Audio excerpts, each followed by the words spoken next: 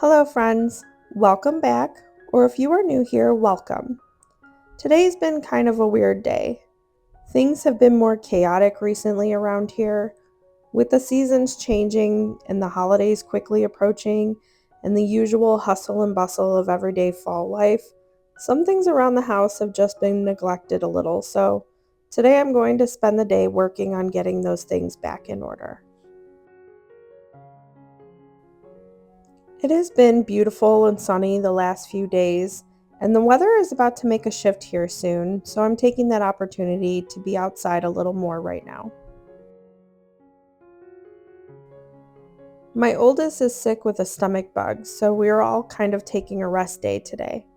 The boys are playing outside, my daughter decided to declutter some of her closet and tidy up her room, and I thought I would spend some time outside cleaning up our front porch areas. I don't usually do a lot to my front porch here. The truth is, I don't really know what to do. I feel like it's such a weird layout, and it kind of is hard for me to figure that out. Our front door is kind of off to the side of the house, and there's like L-shaped stairs that you go up to get to it. And you don't really see it when you're like coming up the driveway. I think a lot of time people actually think that our sliding door on our front deck is our front door, which is kind of weird to me because we will have mail carriers and various people, like the people that would come and deliver my son's prescriptions, or we had a recent politician guy come. They will bypass our front door here and they go to the left and up those stairs and then onto our front deck to our sliding door. And I think that's the weirdest thing.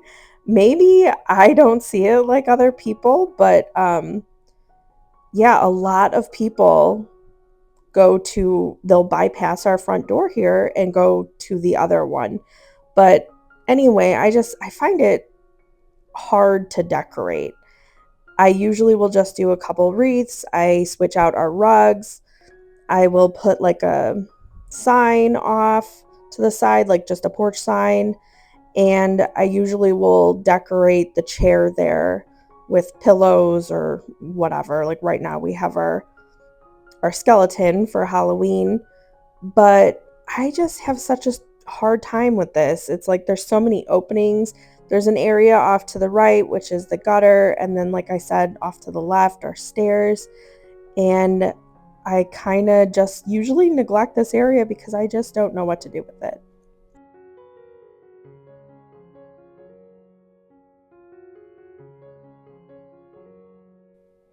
The weather here is still in the high 70s to low 80s most days, so I have some plants still outside. We have a couple trees out back that I'm wanting to get in the ground before it gets cold though. And I'm wanting to do a different layout for my garden for next year, so I'm kind of wanting to start on that while the weather is still cooler. I am very much a learn as I go gardener, so if you have any tips, please let me know. We kept the garden fairly small and simple this year because we were going through so much at the time. And I feel like it feels very temporary. So I'm wanting to kind of map things out a little better, and I want to put more of a focus on our garden next year.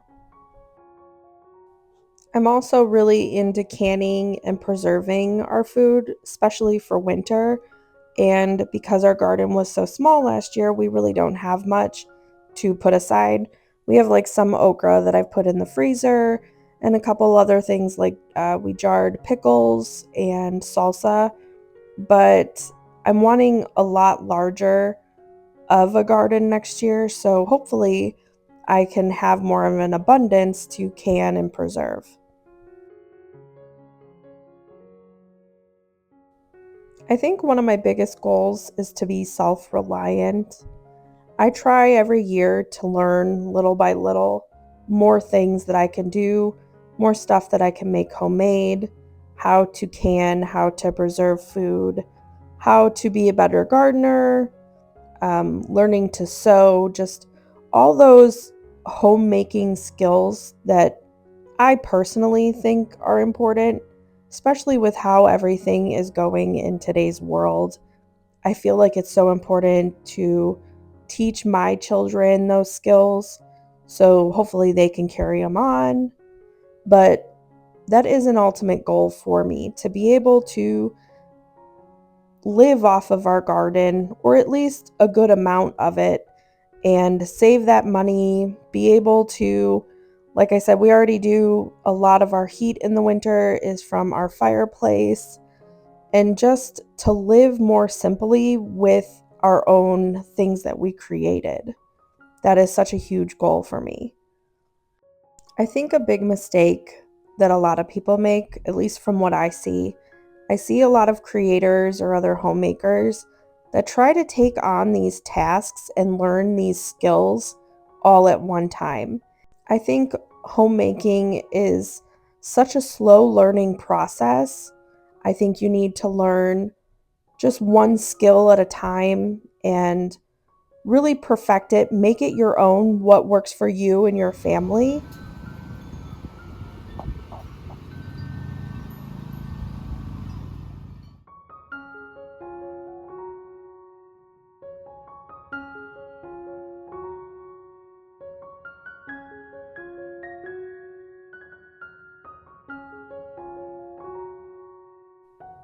I got these rocking chairs a couple years ago and I really love them. They are metal, but the way that the metal is, it's brushed to make it look like wood. However, we noticed a couple weeks ago that the plastic cording on these were like dry rotting. You could barely press against the back of them and they would snap. And then the kids thought that they were showing off their strength and were breaking them. So I am completely removing the cording on this one rocker. The other one seems fine. So I'm unwrapping it completely and I'm going to try to buy new cording and rewrap it myself. I've never done that before, but I don't think it should be that hard. So I'm going to try to salvage these instead of buying new ones because I really do love these.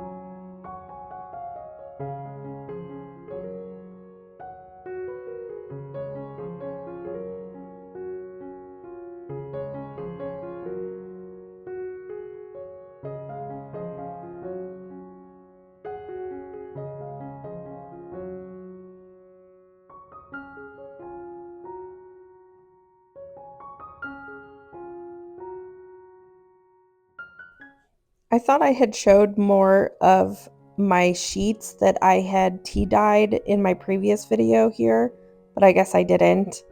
In my last video, I found tea dyeing in an article and I tested it out on our bedroom sheets. They were just plain white sheets and I tea dyed them for about 6 to 9 hours and I love how they turned out.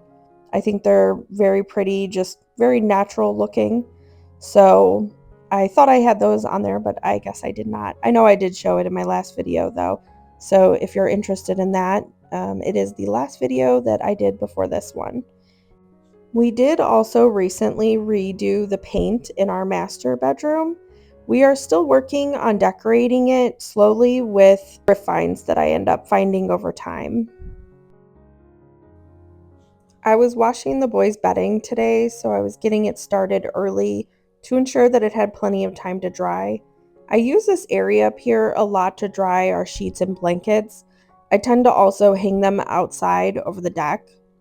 I will look for basically any reason to not run our dryer, but it obviously takes a bit longer, so I try to get them started as early as I can, and then I usually rotate when I do everyone's bedding. That way I'm not stuck doing it all in the same day.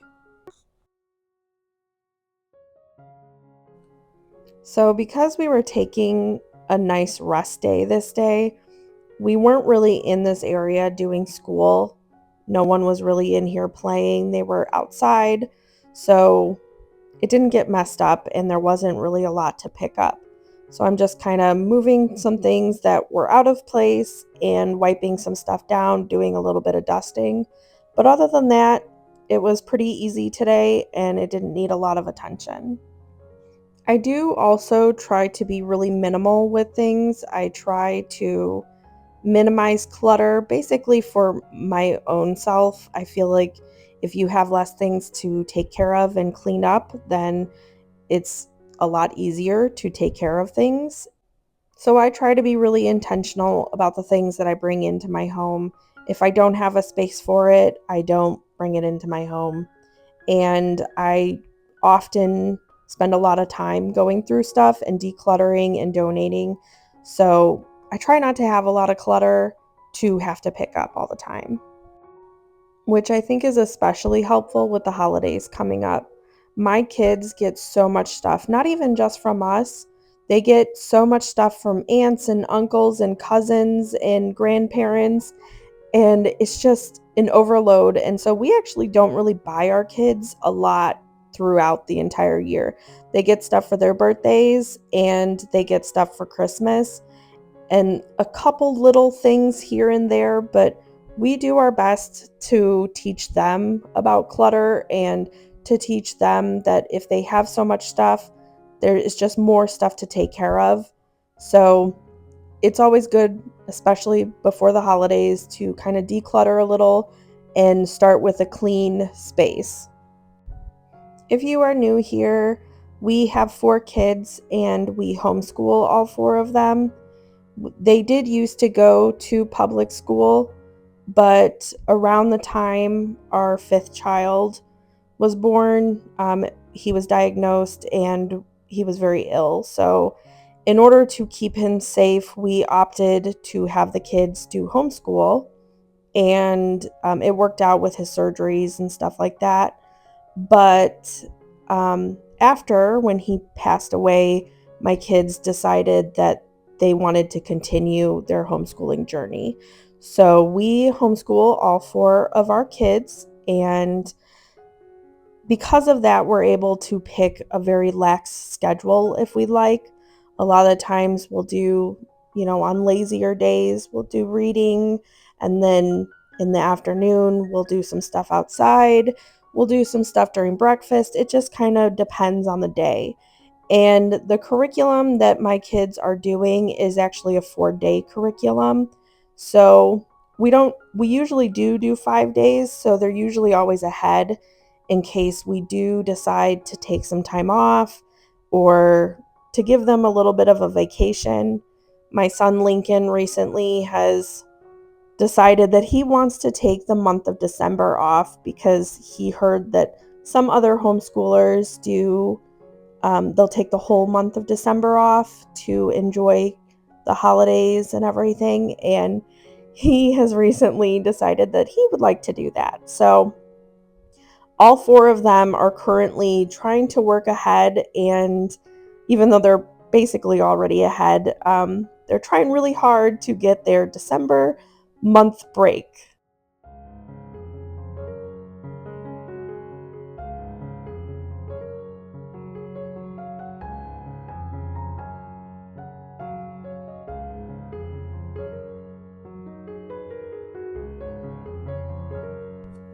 I recently said in a previous video that I do a lot of our dishes by hand. We do have a dishwasher, but right now it's kind of back and forth with working correctly. It is older. I think it was older when we bought the house, and it's just never worked right all of the time. So I also enjoy doing, I guess, I don't know if anybody enjoys doing dishes. I don't mind it. Usually I'll put on a podcast or I'll watch another YouTuber friend. But I don't mind it. This is the first time we've really had a dishwasher in a place that we've lived. So I'm used to washing them by hand. I'm one of those people that when I use the dishwasher, I'm basically washing them by hand anyway. Um, growing up, my family didn't do that. We kind of just loaded everything in, and that worked for the most part. You occasionally have stuff that is dirty and need washed, but I just find myself as an adult constantly washing them for the most part by hand anyway. So a lot of times after dinner, my husband will do at least most of the dishes, if not all of them. And he usually uses the dishwasher. And then our older two kids, they are in charge of helping with the dishes. So they will unload the dishwasher, they will dry them by hand if they need to. They will also, if, I'm busy or my husband's busy, they will wash, the ones in the kitchen sink, and they tend to do it by hand also. Our younger two boys, they are still little and they think it's fun. So they like to help a lot too. They love using the different sponges. They get out, the bottle cleaners. They like doing it all. It's a fun game for them. So I take that help when I can get it, and I'm just glad that they enjoy it, because in a few years I know they won't any longer, but for now they do, and it's kind of fun watching them do it. I've had a couple of people ask what is in my clear squirt bottle that I use to clean. It is just hot water. I put a couple squirts of Dawn dish soap and then a couple drops of lemon oil in it. I have found that this works really well on most surfaces and also like glass and stuff. The lemon oil is really great. I think it's actually any citrus oil is supposed to be really good. I've used grapefruit before, and it works very well to get like stuck on things off. So if you have like on plates or anything like that, I thrift a lot of my items and they come with like stickers on them. If you're having trouble getting any like sticky residue off of things, citrus oils are a great way to do that. You just put a couple drops on it and you can wipe it off basically right away. So I have that in the squirt bottle with water and Dawn dish soap, and it works very well. It smells very good, and it's easy to refill whenever it gets low, which I clean a lot. I'm always wiping down little fingerprints and stuff, so I go through quite a bit of it, and I usually always have that stuff on hand so I can make it whenever I need it.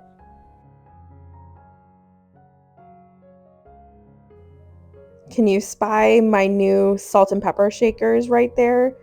I was so excited to find these. I don't think I've talked about them in any other video, but it wasn't a collection, and now it has slowly become a collection. Over probably the last 5 years, I've slowly accumulated like white granite items with the gray veining in it.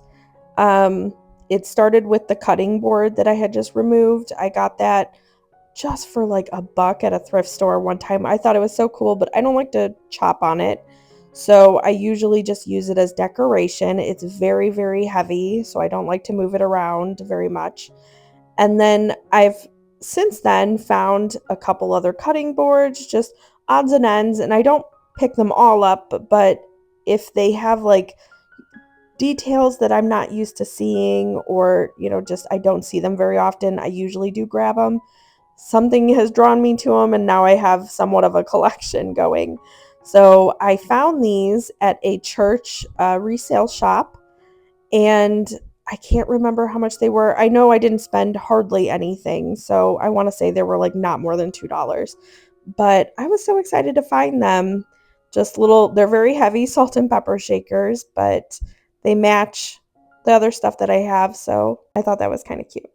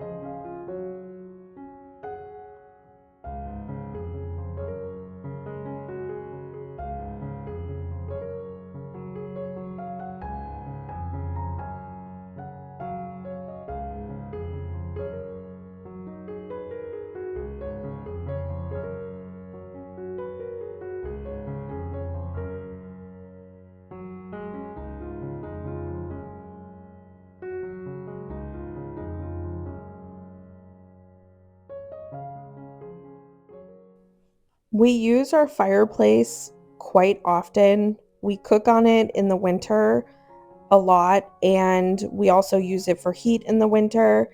And now that it has started getting cooler, we've used it a couple of times this year already. But we have this white brick. Well, it's painted white brick. The previous owners painted it white.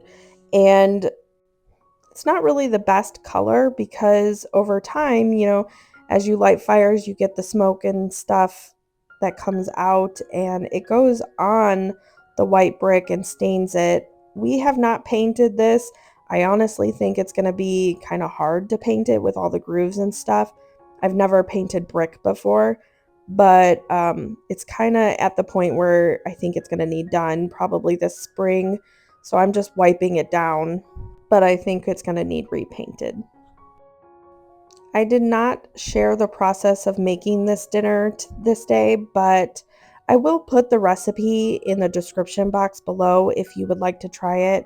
It was just like a Mexican beef skillet, I think is what it was called. And it just has rice and beans, some vegetables, ground beef with taco seasoning, and cheese. And then we topped it with different vegetables like avocados, lettuce, sour cream, just stuff like that. I let the kids put whatever toppings they wanted on theirs. So it was a very simple weeknight meal and it came together very quick. So again, I'll put that in the description box if you would like to try it.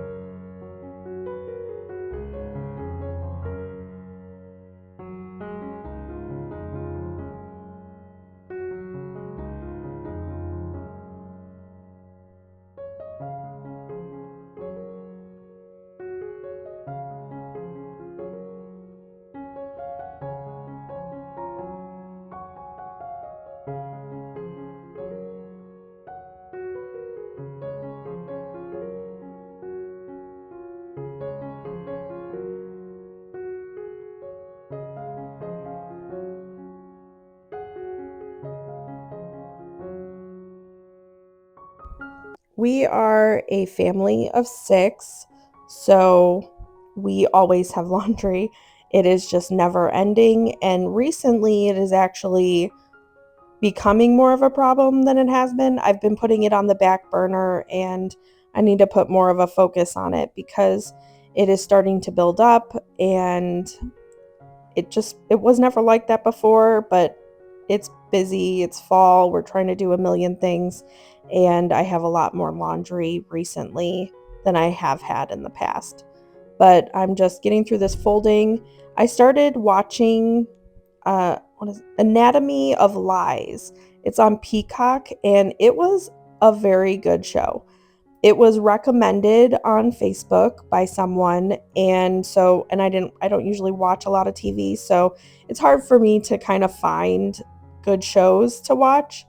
And this one was great. If you are or were a fan of Grey's Anatomy, this is so bad, but I don't actually know if Grey's Anatomy is still like on TV, if they're still making those, but if you know, please let me know below because I used to love that show and then I stopped watching it years ago.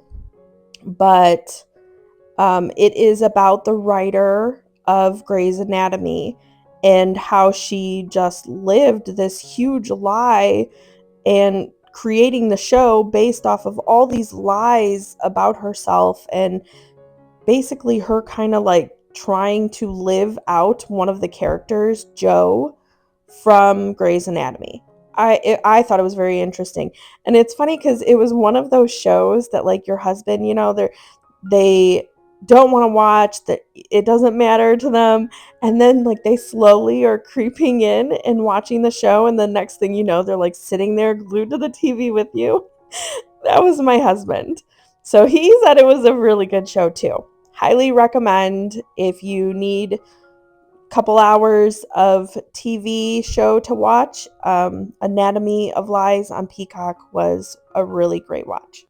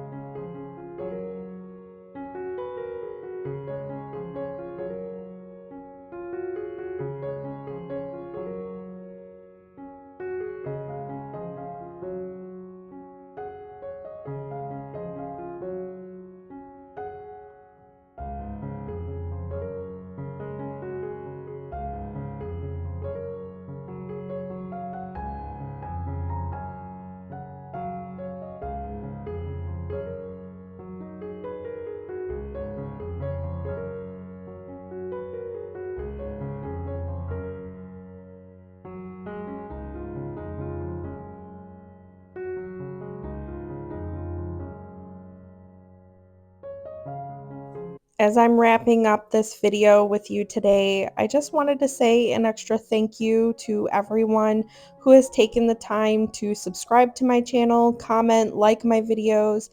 It means so much to have your support. If you have seen my other videos, you know that my family is going through the grieving process still, and having that extra support is something that I've really set out to find, and everyone that has taken the time to really be there for us, my family, me, it means so much to us. And so I just wanted to let you know that I appreciate you so much, and I appreciate you watching my videos and being there to support my family. And if you haven't taken the time to subscribe, I ask that you please do so. It is such a great community to be a part of, and I would love to have you in it. But that's all I have for you today. Thank you so much for hanging out with me today. I hope you have a great rest of your day. I'll see you next time. Bye.